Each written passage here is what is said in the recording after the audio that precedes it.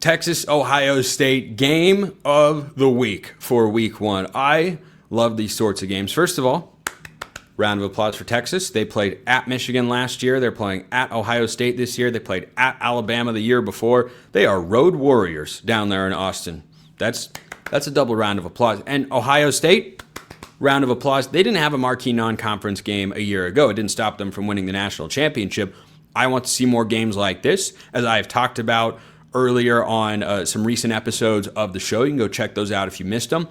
I want to see more games like this. The SEC adopting a scheduling philosophy that makes my heart so very happy. I'm like the Grinch. My heart grows 3 sizes when I see 9 conference games in a Power 4 non-conference requirement. We should celebrate these games. We should celebrate the teams and programs, not severely punish them if they lose, because someone does have to lose. You've got the preseason number 1 Texas Longhorns, the preseason number 3 Ohio State Buckeyes. I like Texas to win this football game for a couple of reasons. Reason number 1, the coaching staff. I have never been a huge Ryan Day hater. The crowd that wanted him fired from the Buckeyes a season ago, I imagine has piped down a little bit. They're not shouting from the rooftops, you got to get rid of this guy, because, well, we all saw what happened in that college football playoff run. I'm talking about the guys that are next to him. Did you know that Ryan Day has a new defensive coordinator? It's Matt Patricia. Yeah, that one from the NFL. Did you know he has a new offensive coordinator? It's his former receivers coach, Brian Hart, who has been an offensive coordinator before.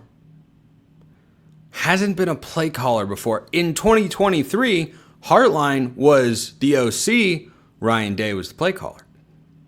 Day only gave up play calling duties in 2024 for Chip Kelly. It was going to be Bill O'Brien. Then, of course, it was Chip Kelly. We know how that went. So now Brian Hartline gets his shot.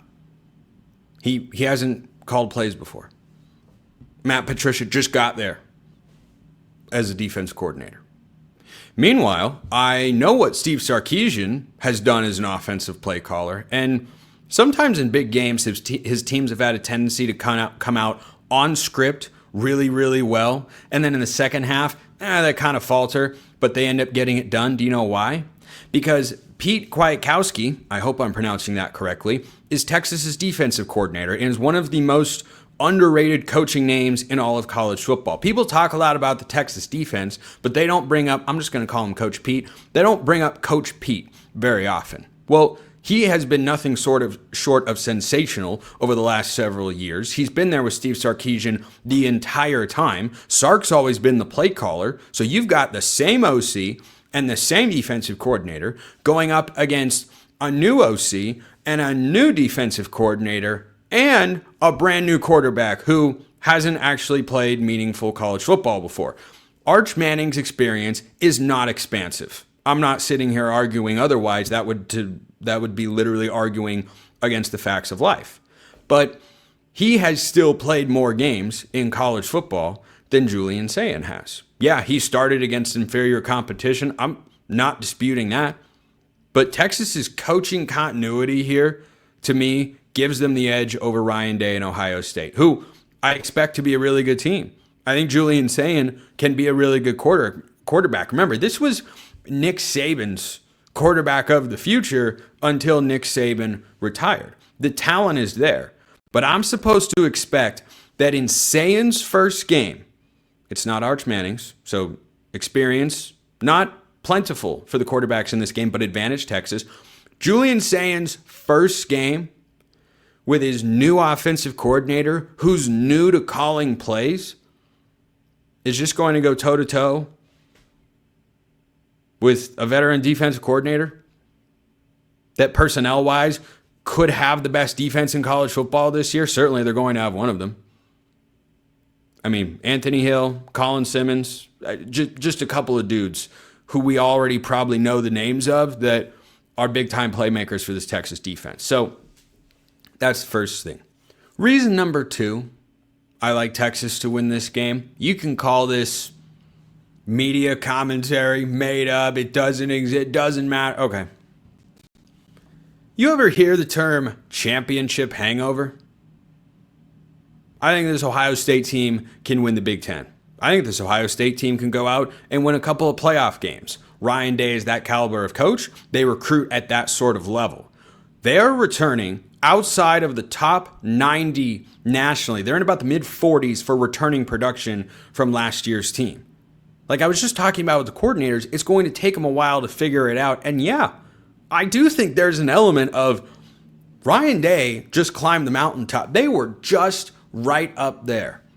Look at what happened to Michigan last year in their first game, post-national championship winning season, post working out some changes on the coaching staff, and post losing a lot of that team. Early in the year, Texas went in and beat the crap out of them. Now, this Ohio State team, much better than 2023 Michigan. I feel that coming into the year. I think that will hold up by the end of the season. Ohio State, like Oregon, is going to be one of those teams this year that's really good, but is going to play its best ball by the end of the year because they're having to figure some things out. The difference is Oregon opens with Montana State, Oklahoma State, at Northwestern, and Oregon State as their first 4 games before they play Penn State. So I think they have a better chance to win that game. I still think the Nittany Lions wind up prevailing. For Ohio State to just get thrown into the fire, the last game they played, was the national championship game, for goodness sake. New quarterback, new coordinators, and there's something to be said. You can call it wishful thinking because I'm picking Texas to win the game. You can call it a media made-up narrative. You do whatever you like. I frankly could not care less. So I like Texas to win this game. I think this is really fun. This is the first game we're all going to be watching at 12 o'clock Eastern time. I think Texas wins. I will take the Longhorns. The over-under is 47.5. I'm taking the under. I don't think either team with young quarterbacks, week one's firing on all cylinders. 24-20.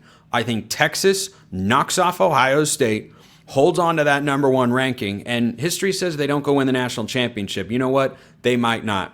There are some other pretty good teams like Clemson, my national championship pick, or Penn State, that's a really experienced team.